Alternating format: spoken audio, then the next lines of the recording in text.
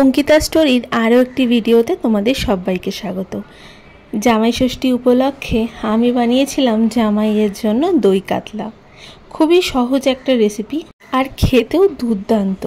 চটপট করে এই রেসিপিটা তোমাদের সঙ্গে শেয়ার করি। নিয়েছি 4 পিস কাতল মাছ, ভালো মতন ধুয়ে জল ঝরিয়ে নিয়ে তার মধ্যে দিয়েছি অল্প হলুদ গুঁড়ো, অল্প একটু দিয়েছি লাল লঙ্কার গুঁড়ো আর দেব পরিমাণ মতো নুন। সমস্ত কিছু দিয়ে বেশ ভালো মতন সমস্ত মাছগুলোকে মাখিয়ে নিয়ে অন্তত আধা ঘন্টা আমি রেখে দিয়েছি।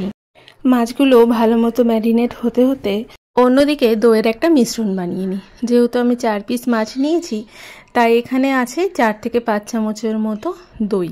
তার মধ্যে দিয়েছি হাফ চামচ হলুদ গুঁড়ো, 1 চামচ ভরে লাল লঙ্কার গুঁড়ো, অল্প পরিমাণে নুনটা যেহেতু আমরা মাছেও অ্যাড করেছি আর পরবর্তীতেও আমরা দেব, তার জন্য দইয়ে অল্প একটু নুন দিয়েছি। 1 চামচ ভরে দিয়েছি ভাজা জিরের গুঁড়ো, 1 থেকে 2 চামচের মতো দিয়েছি ভরে ভরে সর্ষের তেল, এটা কিন্তু ভীষণ ইম্পর্টেন্ট। আর দিয়েছি হাফ চামচের মতো চিনি। সমস্ত কিছুকে বেশ অনেকক্ষণ ধরে ভালো মতন ফেটিয়ে রেখে দিতে হবে। অন্যদিকে কড়াইয়ের মধ্যে দিলাম বেশ খানিকটা সর্ষের তেল। তেলটা যখন গরম হলো অল্প একটু নুন ছিটিয়ে এই মাছগুলোকে দিয়ে দিলাম। নুন ছিটিয়ে দেওয়ার মানে হলো মাছগুলো কড়াইয়ের গায়ে লেগে যাবে না।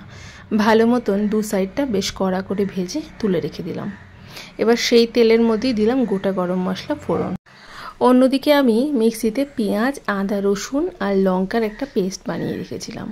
খুব কম মশলা দিয়েছি।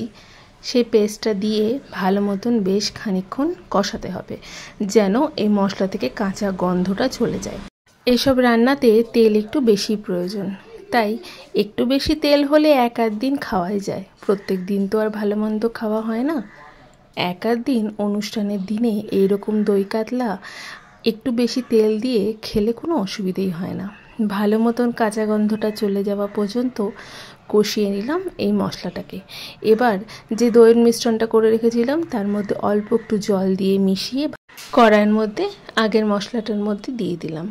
এবার এই কম আঁচে কিন্তু এই দইটা খুব ভালো মতন মেশাতে হবে। যদি বেশি আঁচ করে মেশাও তাহলে কিন্তু দইটা ফেটে যাওয়ার সম্ভাবনা থাকতে পারে।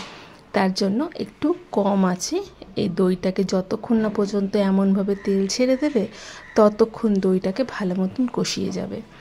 যখন দেখবে সাইড থেকে বেশ খানিকটা তেল ছেড়ে দিয়েছে দইটার থেকেও, আর এই সময়টা দেখবে একটা সুন্দর গন্ধ বেরোবে, তখনই দিয়ে দিয়েছিলাম আমি বেশ খানিকটা ভরে গরম জল। গরম জলটাই ব্যবহার করার চেষ্টা করবে, যেহেতু ঘামাখা হয় এই রান্নাটা, তাই আমি গরম জলের পরিমাণটা কম রেখেছি। ঝোলটা ভালো মতন ফুটে গেলে দিয়ে দিলাম ভেজে রাখা মাছগুলোকে।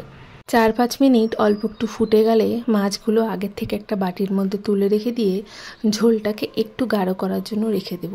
এই পর্যায়ে দিয়ে দেব পরিমাণ মতো মিষ্টি, আর যদি নুন লাগে তাহলে অল্প নুন দেব। গরম গরম পরিবেশন করো জামাইয়ের পাতের এত সুস্বাদু একটা দই কাতলা।